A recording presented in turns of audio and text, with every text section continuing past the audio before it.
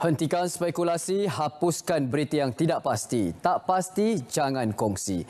Assalamualaikum, salam sejahtera dan salam keluarga Malaysia. Anda bersama saya Nadine Nordin dalam Pastikan Sahih edisi Khamis 30 Disember 2021. Sehari lagi kita akan menyambut tahun 2022. Bagi seluruh keluarga Malaysia yang beragama Islam, ayuh sama-sama kita lakukan sambutan tahun baru dengan cara norma baharu. Dengan memperbanyakkan zikir, bacaan Yasin dan solat sunat hajat agar kita sama-sama dapat berdoa supaya Allah SWT melindungi dan memudahkan urusan keluarga Malaysia yang terkesan dengan bencana banjir. Walau apa jua agama, bangsa dan kaum, ayuh sama-sama kita bersatu membantu mereka yang memerlukan.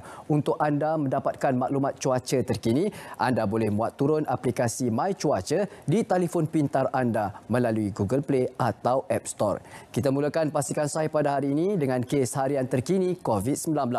Pada 30 Disember 2021, jumlah kes COVID-19 yang dilaporkan adalah 3,997 kes, menjadikan jumlah kumulatif sebanyak 2,754,513 kes. Maklumat terperinci akan dibuat naik di laman COVID Now, iaitu covidnow.moh.gov.my. Data setiap hari bagi laman COVID Now adalah dikemas kini sekaligus selepas tengah malam. Tiada organ diambil dari jenazah warga Indonesia yang meninggal di Sabah. Menurut kenyataan Jabatan Kesihatan Negeri Sabah, ingin memberikan maklum balas kepada isu warga negara Indonesia yang meninggal di negeri Sabah yang dibangkitkan dalam Berita Indonesia yang disiarkan dalam laman YouTube pada 22 dan 23 Disember 2021. Pegawai Perubatan Forensik yang mengendalikan bedah siasat telah menerangkan kepada saudara pesakit bahawa beberapa sampel tisu kecil dari organ akan diambil untuk dibawa ke makmal untuk menentukan punca kematian. Tiada organ pesakit yang telah diambil seperti mana yang didakwa dalam berita dan semua organ telah dikembalikan bersama mayat. Setiap sampel yang diambil adalah berukuran dalam lingkungan 1x1 inci. Pegawai perubatan tersebut juga telah menerangkan keputusan bedah siasat kepada beliau. Beliau faham dengan penerangan yang telah diberikan dan akan menyampaikan informasi tersebut kepada waris terdekat pesakit di Indonesia. Punca kematian adalah jangkitan paru-paru dan sakit jantung. Pihak Jabatan Kesihatan Negeri Sabah menyuarakan rasa simpati terhadap ahli keluarga pesakit dan sehubungan itu, semua urusan bedah siasat dan proses pengembalian mayat kepada ahli keluarga telah dibuat mengikut kepada garis panduan yang telah ditetapkan. Seterusnya, PDRM bersama PGA PDRM menjalankan penugasan rondaan keselamatan bagi penguatkuasaan SOP. Menurut kenyataan media Ketua Polis Daerah Dang Wangi, pencerahan mengenai satu video berdurasi 1 minit 34 saat yang dimuat naik di akaun TikTok yang mana menyatakan pihak polis dan tentera menghalang sambutan Krismas. Pihak polis ingin menjelaskan bahawa pada malam sambutan Krismas iaitu pada 24 hari bulan 12 2021, Ibu Pejabat Polis Daerah Dang Wangi telah menjalankan penugasan rondaan keselamatan bagi penguatkuasaan pematuhan prosedur operasi standard SOP Pelan Pemulihan Negara PPN Fasa 4 di lokasi tumpuan orang ramai dengan bantuan sumber manusia daripada Pasukan Gerakan Am PGA PDRM dan bukannya pasukan tentera seperti mana yang dinyatakan di dalam video TikTok tersebut. Justeru itu, orang ramai dinasihatkan supaya terus mematuhi SOP yang ditetapkan Majlis Keselamatan Negara MKN dalam memerangi wabak COVID-19. Kegagalan mematuhi SOP ini membolehkan tindakan diambil mengikut peruntukan undang-undang yang berkuat kuasa. Tiada penglibatan UN dalam misi bantuan banjir. Ya, makin menjadi-jadi penularan berita palsu. Menurut kenyataan media Angkatan Tentera Malaysia ATM, menurut Panglima ATM Jeneral Tan Sri Datuk Seri Haji Afandi, TUDM menafikan bahawa penularan video berdurasi 1 minit memperlihatkan pergerakan beberapa trak 3 tan berlonggokan United Nations UN serta berwarna putih atas keterlibatan pertubuhan antarabangsa itu membawa masuk bantuan banjir kepada Malaysia seperti mana yang ditularkan melalui Facebook adalah tidak benar sama sekali. Untuk makluman, paparan video tersebut merupakan proses Final Acceptance Test iaitu FAT yang dilaksanakan oleh ATM sebelum kenderaan tersebut diatur gerakkan ke Lubnan untuk kegunaan kontijen yang melaksanakan misi pengaman di bawah United Nations Interim Force in Lebanon. Hentikan sebarang andaian atau menularkan sebarang perkara yang tidak sahih kerana ia boleh mengundang pelbagai spekulasi dan mencetuskan suasana panik dalam kalangan masyarakat. Peringatan trafik sakit dapat susahkan orang lain pula. Perkongsian di Facebook page rasmi Jabatan Siasatan dan Penguatkuasaan Trafik PDRM mengenai video kemalangan melibatkan sebuah SUV jenis Honda CR-V dengan sebuah motosikal di lampu isyarat Kompleks Sukan Pandamaran Kelang, Selangor. Untuk makluman, kemalangan berpunca apabila penunggang motosikal yang datang dari arah Jalan Kim Chuat telah melanggar lampu isyarat merah menyebabkan pemandu SUV dari arah Pelabuhan Kelang gagal mengelak lalu melanggar motosikal mangsa. Kes disiasat di bawah Seksyen 43-1 APJ 1987 oleh Trafik IPD Kelang Selatan.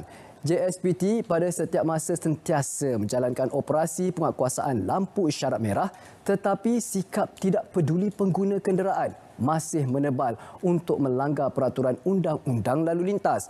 Walaupun berulang kali telah menasihatkan agar penunggang motosikal terutama rider P-Hailing mematuhi arahan lampu isyarat tetapi masih ada segelintir yang tidak akur. Ayuh sama-sama kita beringat demi keselamatan kita bersama. Hentikan spekulasi, hapuskan berita yang tidak pasti. Tak pasti, jangan kongsi. Assalamualaikum warahmatullahi taala wabarakatuh. Salam sejahtera, salam keluarga Malaysia. Saya ingin mengucapkan selamat tahun baru agar tahun 2022 akan membawa lebih keceriaan, lebih kebahagiaan, lebih kejayaan dan kesejahteraan bagi seluruh rakyat Malaysia dan bagi seluruh keluarga Malaysia. Selamat menyambut Tahun Baru 2022.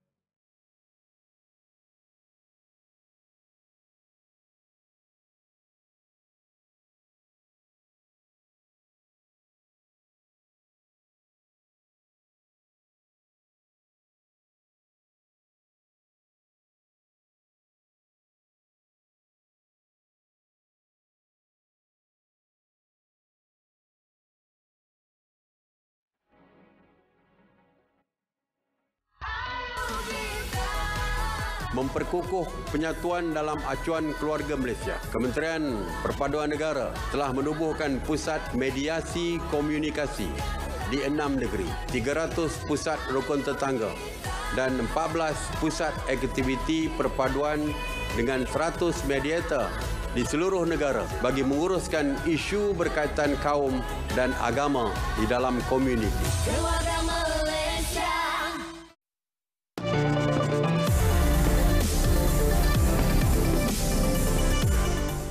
Saya ingin mengucapkan selamat tahun baru kepada seluruh keluarga Malaysia. Semoga perpaduan dan kebersamaan kita terus diperkukuh demi kemakmuran bersama. Jaga diri, jaga SOP, kita jaga kita. Selamat tahun baru 2022.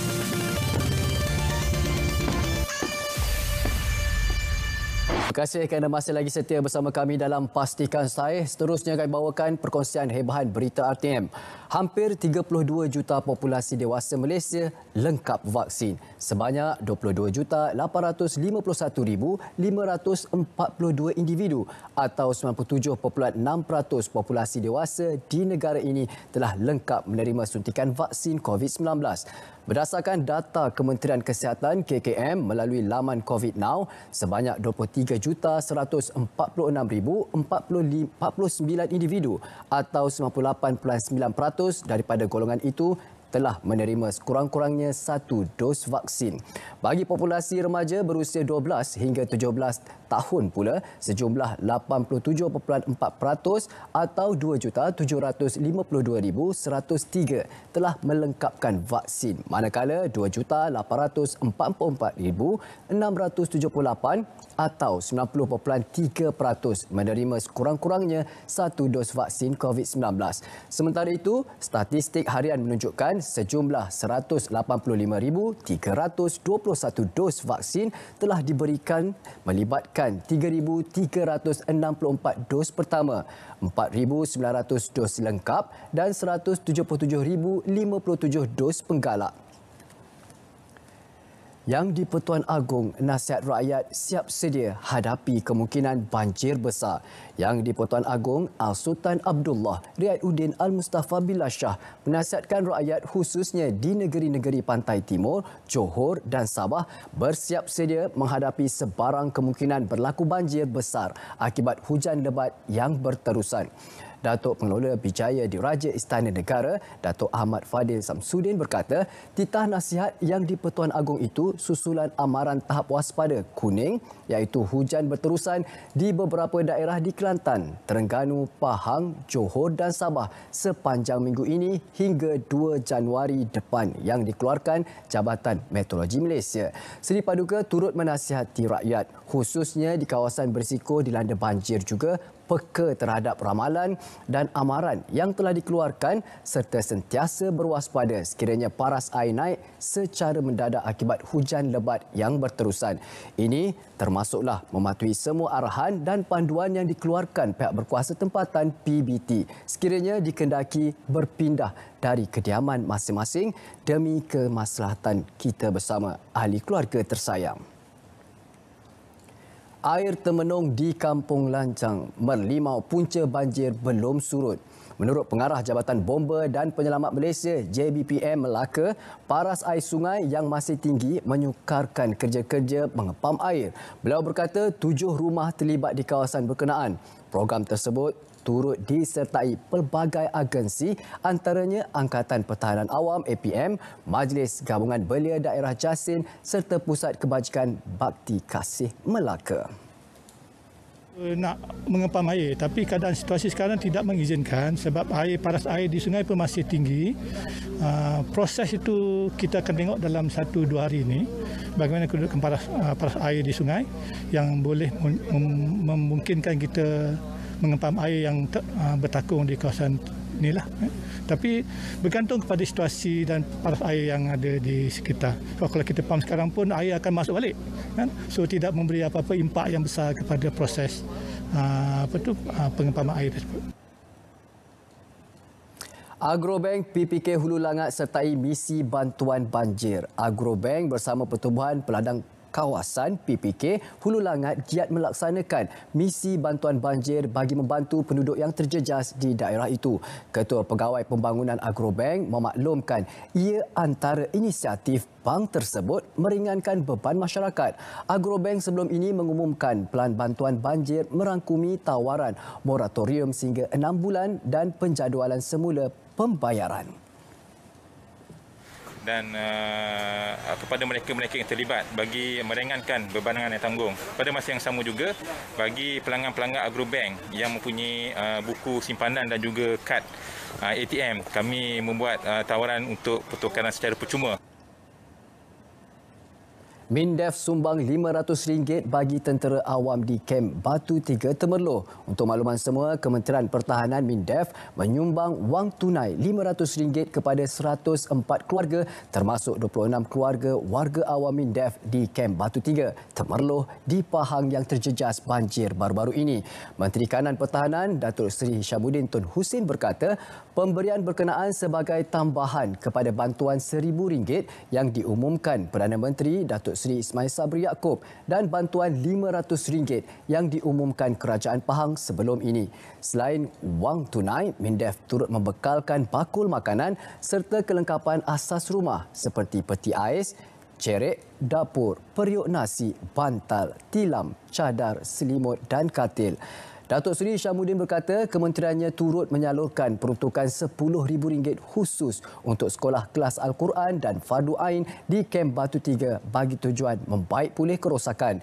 Datuk Seri Syamuddin juga meminta pihak TNB agar mempercepatkan proses baik pulih agar membolehkan bekalan elektrik dibekalkan seperti sedia kala tanpa menggunakan generator demi kepentingan operasi kem dan seluruh anggota serta keluarga di kem berkenaan. RM1.4 bilion ringankan beban penduduk terjejas banjir termasuk bantuan RM500 voucher elektrik. Kerajaan memperuntukkan keseluruhan RM1.4 bilion melalui inisiatif bantuan banjir keluarga Malaysia yang komprehensif dan menyeluruh bagi meringankan beban penduduk terjejas banjir. Perdana Menteri Datuk Seri Ismail Sabri Yaakob berkata ia melibatkan penambahbaikan bagi bantuan wang ihsan iaitu meliputi pemberian RM1,000 kepada setiap ketua isi rumah yang terjejas dan RM10,000 kepada waris mangsa yang meninggal dunia. Turut mengarahkan pihak-pihak berkaitan agar mempermudahkan urusan pembayaran tanpa birokrasi atau perlu mengisi pelbagai borang seperti sebelum ini. Tambah beliau, ia akan dilaksanakan secara menyeluruh tanpa mengetepikan mana-mana pihak yang memerlukan penduduk terjejas banjir. Turut menerima bantuan voucher RM500 bagi pembelian barang elektrik melalui kedai dan pasaraya berdaftar serta di platform e-dagang yang diiktiraf. Setakat ini, lebih 30,000 ketua isi rumah KIR telah didaftarkan untuk menerima BWI. Pihak NADMA juga telah menyalurkan peruntukan awal BWI sebanyak RM34 juta kepada 11 buah negeri. Sehingga kini, seramai 25 waris telah menerima bantuan RM10,000. Dalam pada itu, kerajaan memperuntukkan RM100 juta bagi menggerakkan kerja-kerja pasca banjir. RM10 juta tambahan turut diperuntukkan bagi membiayai perkhidmatan kutipan sisa banjir serta kerja-kerja pembersihan jalan, fasiliti awam dan halaman rumah penduduk terjejas. Assalamualaikum dan salam keluarga Malaysia. Saya bagi pihak seluruh warga Mendef dan anggota ATM ingin mengambil kesempatan ini untuk mengucapkan selamat tahun baru 2022 kepada seluruh rakyat Malaysia. I would like to wish you all a happy new year and please stay safe.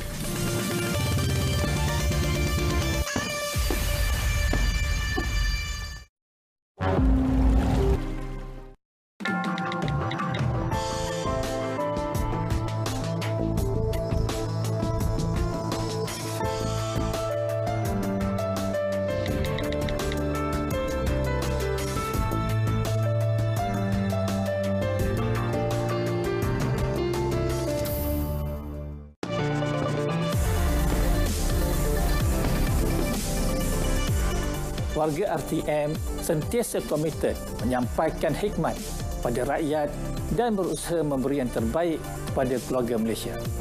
Justru saya mendoakan kesejahteraan semua dalam mengharungi tahun baru 2022. Semoga kita diberi kesihatan yang baik demi diri, keluarga, masyarakat dan negara. Selamat Tahun Baru 2022. Terima kasih kerana masih lagi setia bersama kami dalam Pastikan Sahih untuk minit-minit yang terakhir. Di segmen yang terakhir ini, seperti biasa, kami akan kongsikan apakah haibahan yang perlu anda sertai. Ya, ini dia. Ayo sama-sama kita muat turun aplikasi yang cukup berguna buat ketika ini untuk info cuaca yang terkini. Dan sahih, anda boleh muat turun aplikasi My Cuaca sudah semestinya melalui Google Play atau App Store. Muat turun sekarang ke telefon pintar anda. Ayo kita sebarkan. Dan seterusnya adalah muzik terapi jiwa, iaitu dengan pena editor, iaitu Tabik Dia. 30 Disember 2021 pada hari ini 9 malam.